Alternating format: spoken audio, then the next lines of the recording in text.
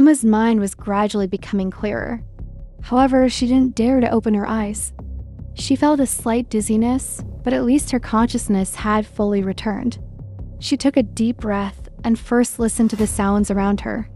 Instead of the cold mechanical or threatening noises she expected, she heard something entirely different. Outside, people seemed to be enjoying themselves. Cheerful conversations, soft laughter, and strange yet melodic sounds reached her ears. It was as if there was a festival or celebration. This strangely comforted her. If she were in a hostile environment, these wouldn't be the sounds she would hear. Still, not knowing the source of these noises didn't completely silence the fear inside her. What if it was just an illusion? What if unknown beings were trying to deceive her? Emma slightly moved her fingers. Her body responded. She breathed in and out slowly. She could feel her muscles. That was a good sign.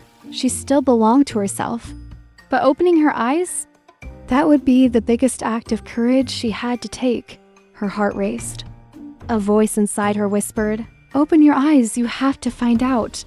Finally, she gathered her courage and slowly parted her eyelids. At first, her vision was blurry.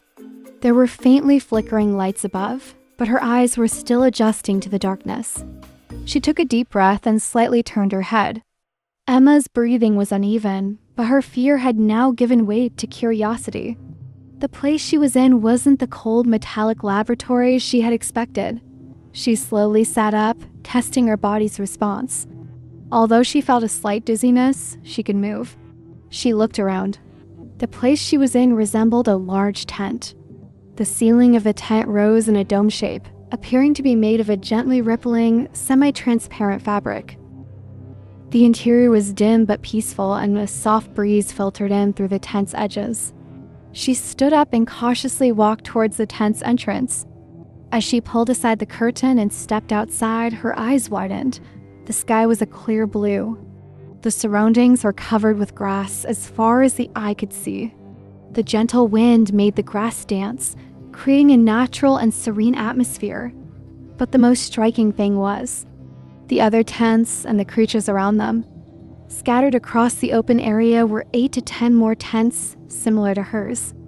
Among them, tiny blue-colored beings moved, danced, and played joyfully with each other. Yet none of them were exactly the same. Some moved close to the ground on 4 legs. Others had 3 eyes, scanning their surroundings quickly. Some had long, vibrating antennae on their heads and communicated in incomprehensible but melodic sounds. For a moment, Emma thought she might be hallucinating, but no. This was real. Her eyes quickly searched the grass for familiar silhouettes. It didn't take long to spot her friends, standing out among the tiny creatures. Zoe, Sam, Liam, Max, Emma could see all of them. They were near the tents, looking bewildered but unharmed.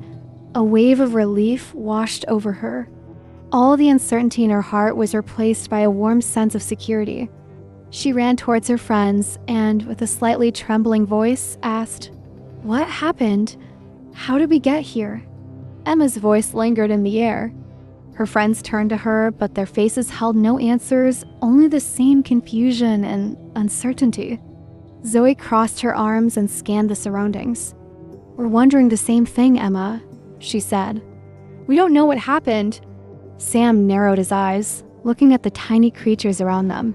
They were still dancing and playing cheerfully. "It's clear that we're not in danger," he said cautiously. "But how did we get here? The last thing I remember, we were on Aurora. Do you guys remember that humming sound?" Max crouched down, grabbing a handful of grass and examining its texture. "Yeah," he confirmed. That sound, it was echoing directly inside our heads. Then we all blacked out. But is this really real? Are we dreaming?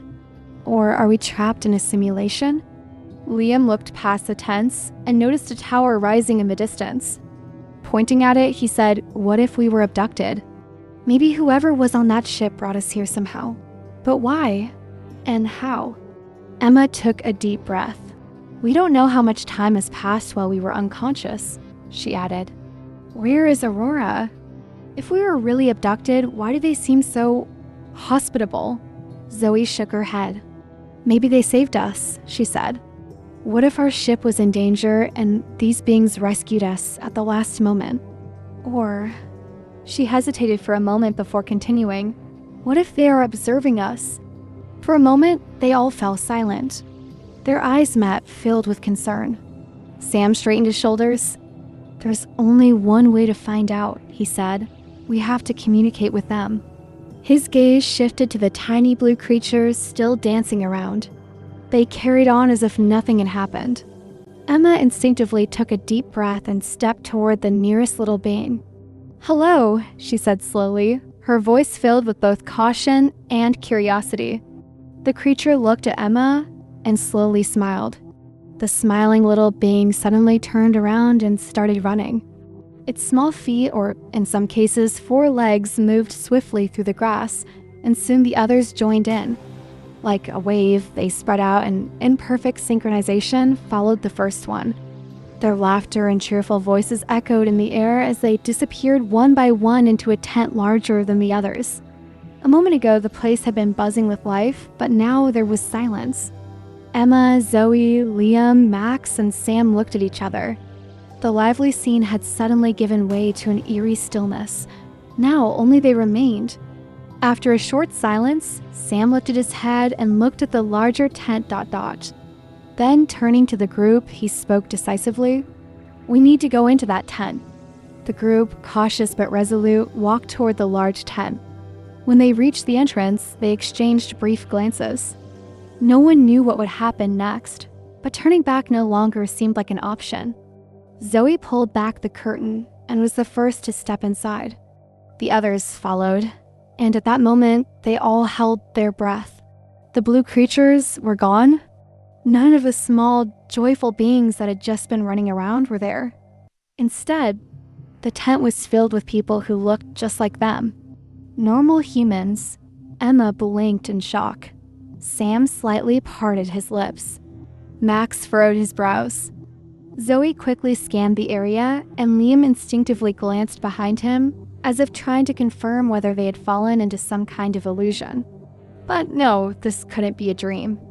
The people inside the tent were dressed differently. Some wore long, elaborately decorated fabrics, while others were in simpler clothing. But all of their faces bore the same expression: calmness. None of them seemed anxious.